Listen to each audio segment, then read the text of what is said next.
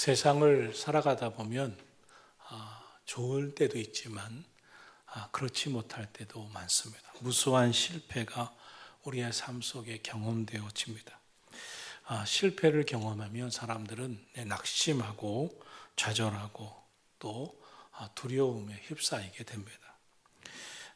오늘의 본문은 낙심하고 절망 상태에 있는 이스라엘 백성들을 향해서 하나님께서 주신 말씀입니다. 그들은 지금 생각하지도 못했던 실패, 그것도 저들이 생각하기에 너무나도 가벼우리라고 생각했던 아이성 앞에서 큰 실패를 겪고 낙심해 있었고 두려워하고 있었습니다. 오늘 본문 여호수아 8장 1절에 보면 하나님께서 여호수아에게 말씀하십니다. 두려워하지 말라, 놀라지 말라. 왜 하나님이 이렇게 말씀하셨을까요? 이 여호수아서는 이스라엘의 역사를 담고 있습니다. 그러나 성경의 모든 말씀은 그것이 이스라엘의 역사든 신약의 예수님과 또 초대교회의 역사든 역사만 담고 있지 않습니다. 그 속에 하나님이 어떻게 인간을 구원하시는가 하는 하나님의 구속의 역사가 그 말씀 속에 있습니다. 하나님께서 이스라엘 백성들을 애굽에서 해방시켜서 정말 광야길을 통과하고 가나안 땅에, 요단강을 건너 가나안 땅에 들어갔습니다. 그리고 어느 누구도 쉽게 생각하지 못했던 아주 요새 중에 요새인 여리고성을 기적적으로 무너뜨려서 이스라엘 백성들은 기세가 오를 대로 올랐습니다. 승리가 그들에게 있었고 연전연승하는 그런 계속된 승리의 역사가 이스라엘 백성들에게 있었기 때문에 그 마음이 아주 심하게 고취되고 고무되어 있었습니다. 그런데 아주 자그마한 성이었던 아이성 전투에서 큰 실패를 겪고 맙니다. 아이성은 이스라엘 백성들이 정복전쟁을 향해서 나가는 모든 길에 반드시 통과해야 되는 성이기에 이 성을 통과해야 했지만 가볍게 생각했습니다. 그것도 그럴 것이 여리고성과 비교할 때는 택도 없는 성이었기 때문에 그랬습니다. 아주 쉽게 이기리라고 생각했던 아이성 전투에서 참패를 당합니다. 그런데 이 전쟁에 한 번의 패배, 누구나 있을 수 있는 것이지만 이것은 그들에게 심각한 절망을 가져다 주었습니다. 아이성에서 패배했는데 앞으로 더 큰 전쟁을 어떻게 승리할 수 있을까 하는 염려를 주었습니다. 인생에 크고 작은 실패를 겪어본 사람은 실패도 있고 또 다음은 승리도 있을 수 있다고 하는 믿음이 있지만 연전연승할 때 가져다주는 큰 낭패는 뭐냐면 반드시 승리할 줄만 안다는 것입니다. 노력도 안 하고 깊은 묵상도 없이 살면서도 당연히 승리를 당연시 한다는 것입니다. 지금 이스라엘 백성들이 그랬던 것입니다. 실패가 당연시 되는 세상이고 당연한 실패를 성공으로 이끄신 하나님의 은혜에 감사하기보다 어떻게 우리가 연전연승했는데 이 자그마한 아이성에서 패배했느냐, 그것이 그들에게 큰 낙심을 가져다 주었습니다.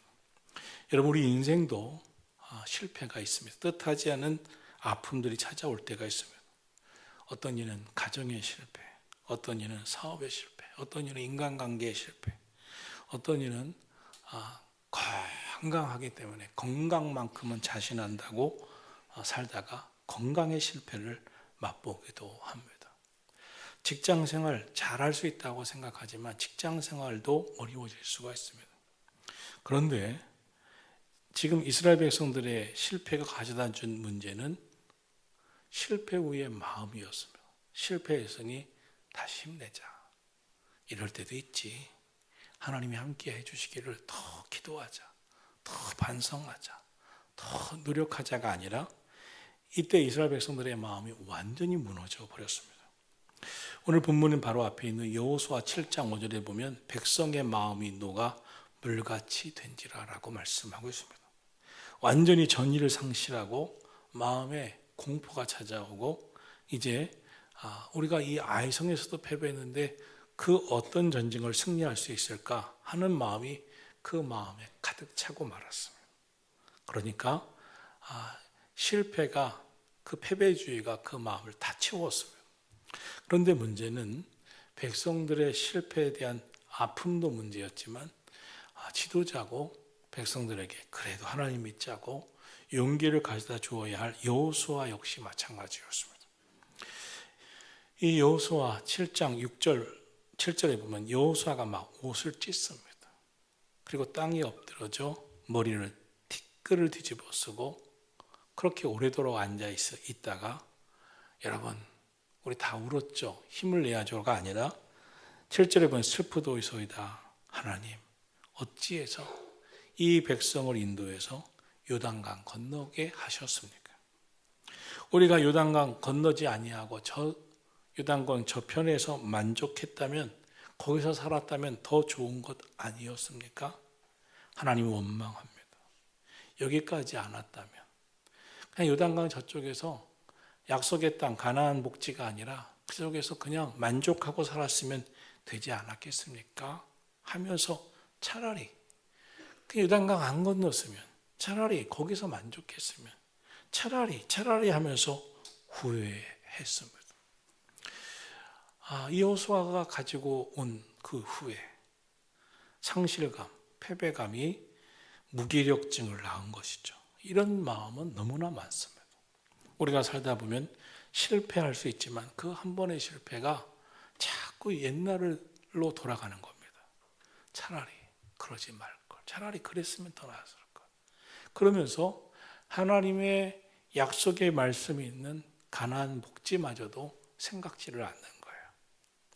그래서 하나님의 약속에 대한 말씀을 부여잡기보다 그 무기력증, 그 패배감이 그들이 살아온 삶의 역사를 다 낙심시키고, 차라리 이렇게 살지 말걸, 차라리 하나님 말씀대로 살지 말걸, 차라리 신앙생활 하지 말걸, 차라리 기도하지 말걸, 차라리 교회를 다녀도 적당히 다닐 걸, 차라리 열심 내지 말걸, 차라리 봉사하지 말걸, 차라리 주님의 일 하지 말걸 하는 마음으로 그들의 마음이 뒤처져 버리고 말았던 것이며, 사실 왜 실패했습니까?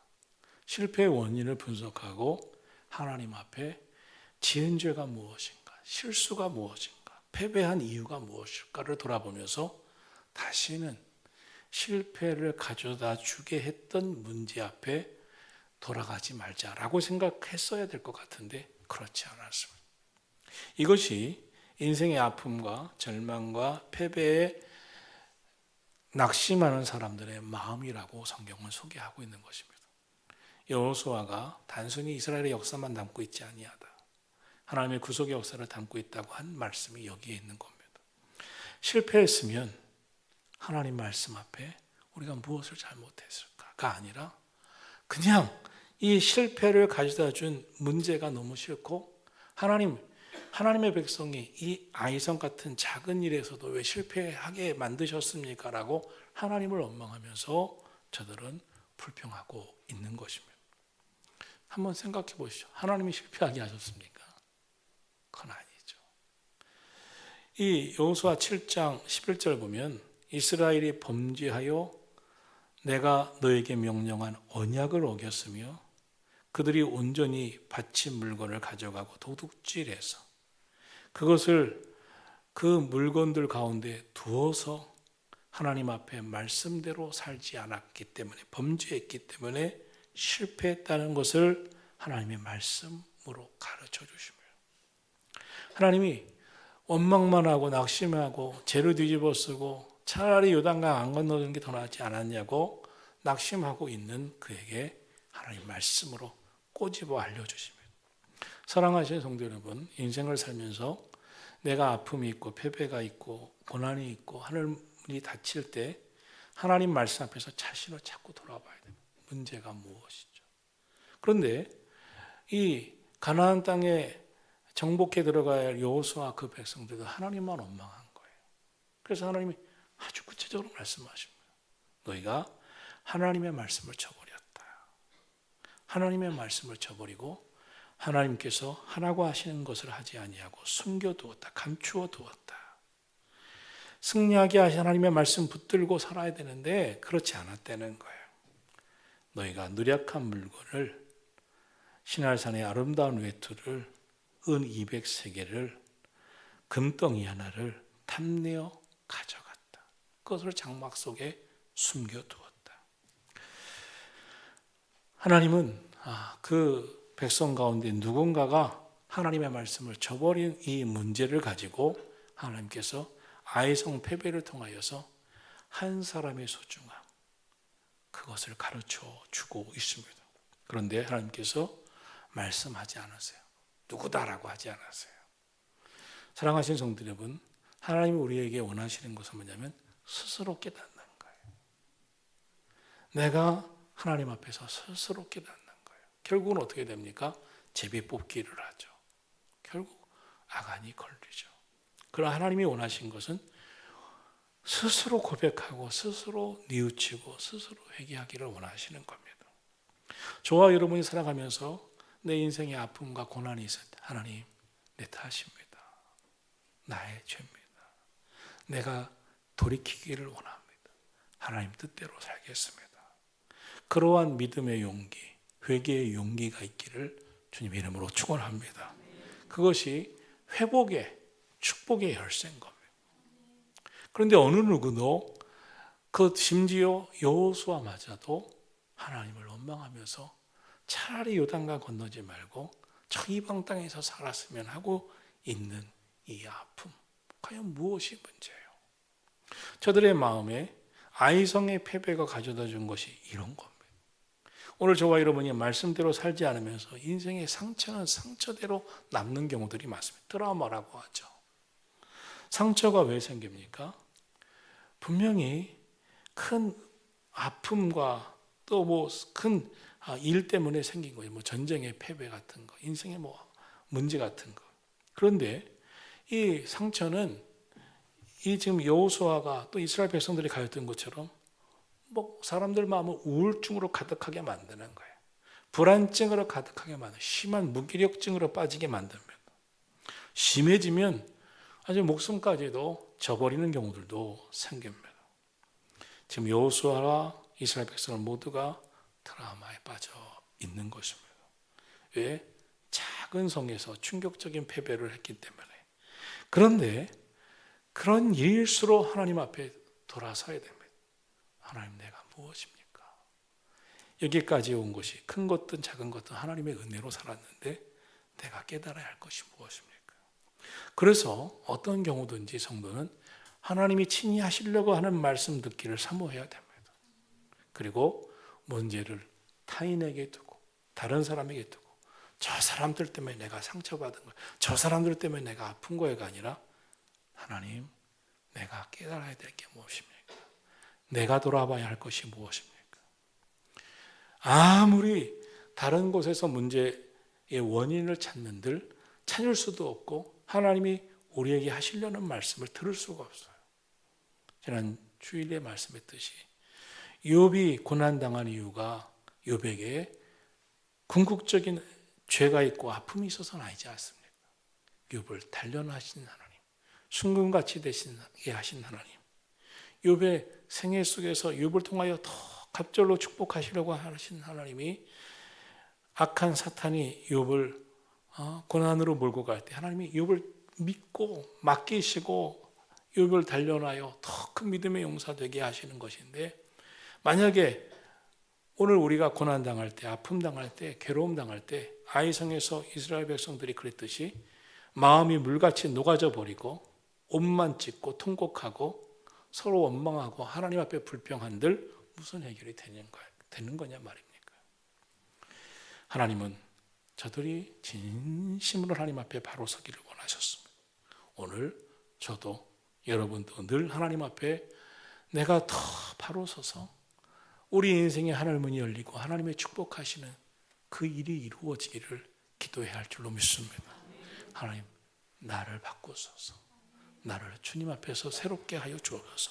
오늘의 기도가 그러기를 주님의 이름으로 축원합니다.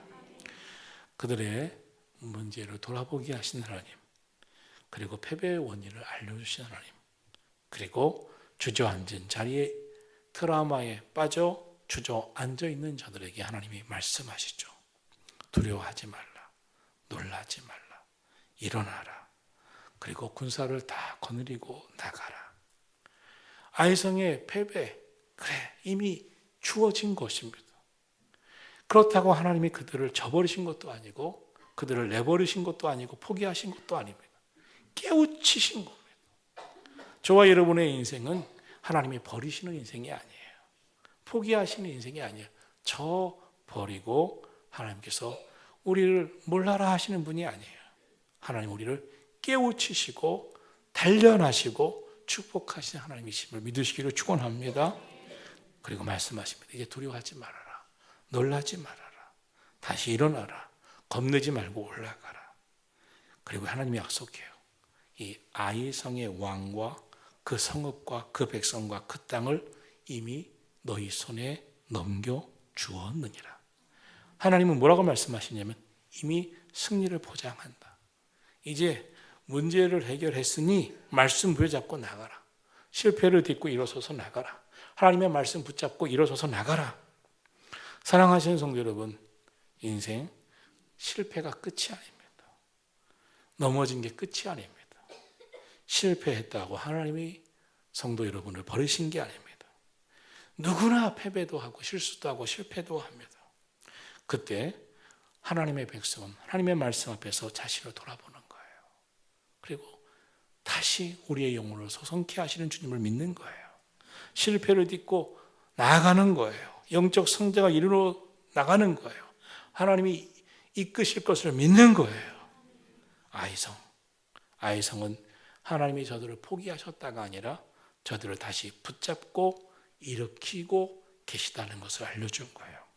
그리고 아이성과 같은 일은 앞으로도 얼마든지 있음을 알려주신 거예요.